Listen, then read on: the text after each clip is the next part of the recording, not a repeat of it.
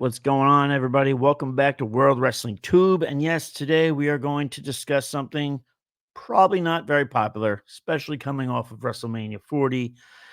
But before we get into that question, I would like to just ask you folks, if you're watching, whether you watch 30 seconds, 30 minutes, 3 minutes, this won't be 30 minutes, don't worry about it. Please like and subscribe. The video helps me out immensely. And not to mention, if you enjoy this, it helps you out, makes you feel good. Yeah, maybe. We'll find out. Less work on you helps me big time. Everybody wins. Getting into it though, should we be worried about Cody Rhodes? And I ask this question because we come off of the very emotional WrestleMania 40. Incredible.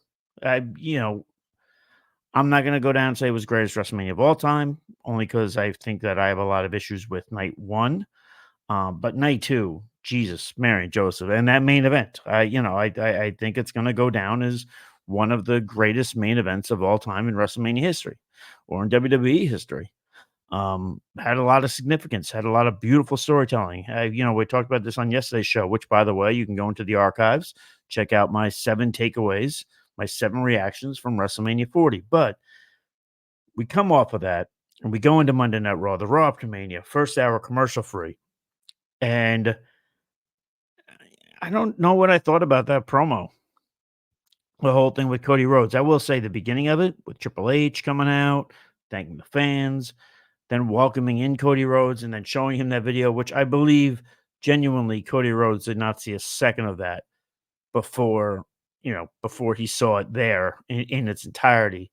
I thought all that stuff was fantastic, but I think all of that this is kind of my point is I think these are all things that are bleeding into from WrestleMania 40, bleeding into Monday Night Raw, which is very much natural.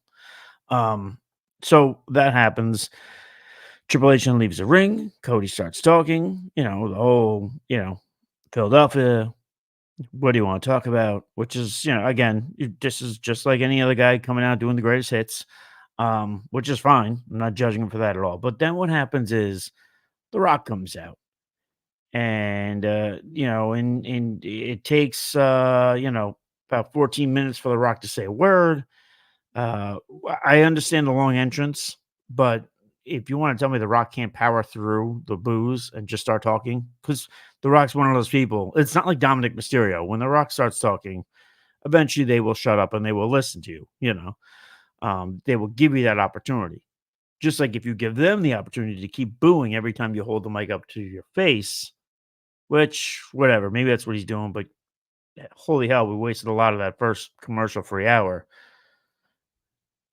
So once that promo ends, I start to think to myself, Roman's gone now, or the natural assumption is he's gone. I know he tweeted today, or posted, I should say, sorry, on X for the first time. Basically, it looked like, he had the writing on it was, I mourned yesterday, today's day one. And it looked like he was on a treadmill. And he made this sort of, typical Roman Reigns smug face, getting ready. But still, my anticipation is we don't see Roman Reigns right away. I'd be surprised if we saw him on SmackDown. And if we saw him on SmackDown, maybe it's minimal. Maybe it's something to the effect of what he did with what The Rock did on Raw, maybe. Maybe it's something like that. But here's my point. After this dust settles, after the bloodline stuff has run out temporarily, because we know they'll be back. The Rock said as much. Rock said Rock's got to go away for a while. He's got to film that A24 movie. But he did say he's coming back. And he did say he's going to want to face off against Cody Rhodes. In the meantime, are we worried about Cody Rhodes and carrying storylines? And I know you think, you're out of your mind, you're crazy, you just finished his story, it was memorable. And that's precisely my point. What does Cody Rhodes go into next? How impactful of a storyteller can he be beyond finishing my story? There is no more finishing my story. There was so much of that in every promo. Everybody brought up his dad. Everybody, and what Dusty meant to them, and what Dusty would say to him if he was there now. Maybe the Dusty stuff still goes on, but the finisher story stuff doesn't go on anymore. That is not a part of any more storylines because you finished your story. So can he carry a program without having to talk about finishing his story? And is there going to be the interest there? Was as much as people want to boo Roman Reigns, as much as they want to boo The Rock, you cannot deny the attention that those two guys warrant. The attention that comes with them two. What was built with the bloodline. It was a beautiful thing for WWE to manage to take that, finish your story, couple it to the rocket ship. Like you were attaching two rocket ships, a rocket ship with a bloodline, boom, up in the air you go. Like Stone Cold Steve Austin smashing two beers together, and we're off. I wonder what's going to happen here. Who's his first opponent that's not bloodline related? I mean, maybe do we see Solo on SmackDown? We already know Cody Rhodes is going to be at Raw. Bayley's going to be at Raw. The two new champions on the SmackDown brand will be there. And we'll get some answers on SmackDown. I'm wondering if we need to be a little bit worried about what's going to go on here with this Cody Rhodes and his championship reign, and how dependent he's going to need to be on the bloodline. How much that's going to need to trickle into some of these conversations. And by the way, what did The Rock hand Cody Rhodes? That was probably the most awkward segment of Monday Night Raw. And again, people are going to take this video and assume that I'm ripping Cody Rhodes. That segment being as awkward as it was has less to do with Cody, by the way. It has way more to do with The Rock. Can I hold your belt? You could hold mine if I could hold yours. Like, what are we in grade school? Like, I'll show you mine if you show me yours. Like, it felt very. And I get people were trying to say, well, he wants to hold the belt because he wants to say it feels good. He's going to hold it when he comes back. Sure. Wasn't there a better way to do that than to supremely awkwardly ask to hold his belt and then Cody to reply, yeah, you can if I could hold yours.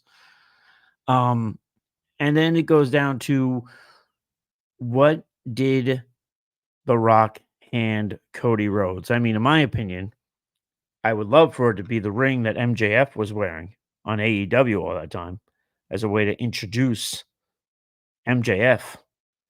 Not that he necessarily, obviously not that he's with the bloodline. The bloodline needs to be within the family, but it does represent a new challenge, something to occupy Cody's time while The Rock films a movie. Again, the story's done. And again, we shouldn't even call it a story. We should call it a chapter, a very long chapter, a very long and fruitful chapter. One of the best chapters WWE has ever told. But now that chapter's done. And if Roman's taking a break, Roman takes a break when he's the champion. You think he's going to be around all the time? You think he's going to France for Backlash? I don't think so. I'll be surprised if he shows up in SmackDown. And I hope this title reign's awesome. I hope Cody Rhodes carries the company. I hope he carries the company until next year's WrestleMania. It wouldn't piss me off. It'd piss off some people I know, but it wouldn't piss me off.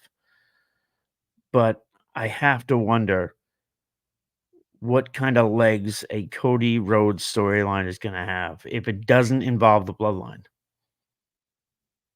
Because we got some samples of that between Shinsuke and Cody, at certain points last year when they were getting after it.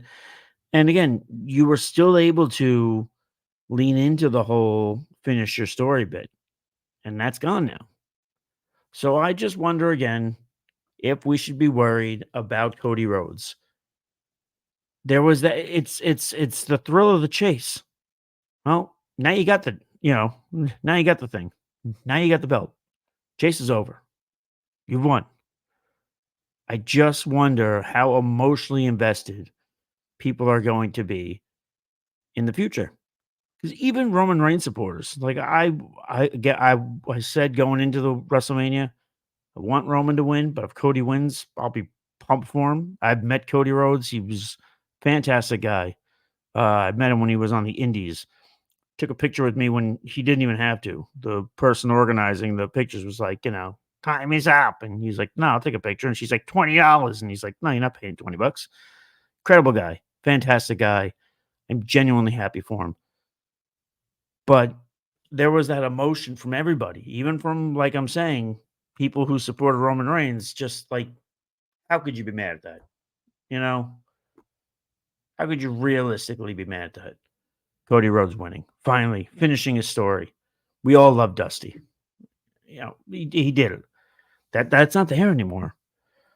So, and listen, we've seen guys get the belts before who are still considered all-time greats, but when they got the belt, when they got the ball, the company didn't always have the best returns. I mean, there's Bret Hart, there's Shawn Michaels. I mean, it doesn't mean that Cody's like, oh, this guy's fraudulent. Far from it. Guy's fantastic. He'll be a Hall of Famer by the time he's said and done. 1000%. And he'll probably be the guy because, I mean, you saw it with AEW. Once he's done in the business, in the terms of wrestling in the ring, he'll be backstage somewhere. He'll be doing something. Cody looks like a lifer to me. I just worry about what all this means for Cody Rhodes and how the fans respond once that storyline, once the bloodline is not active, which after you figure after SmackDown this week, that gets flushed out. And then we get into a program. Then we get into whoever Cody's going to wrestle Backlash because he's wrestling a Backlash. Cody Rhodes is not taking pay-per-views off. So I'm just saying I'm a little skeptical on how it goes. I hope it works, but I'm worried. What are your thoughts? Feel free to comment in the section below, whether it's good or bad. Let's discuss. I will answer any comment that goes in there. For now, please like and subscribe. And beyond that, be kind, stay thirsty. We'll catch you guys on the flip side, and cheers.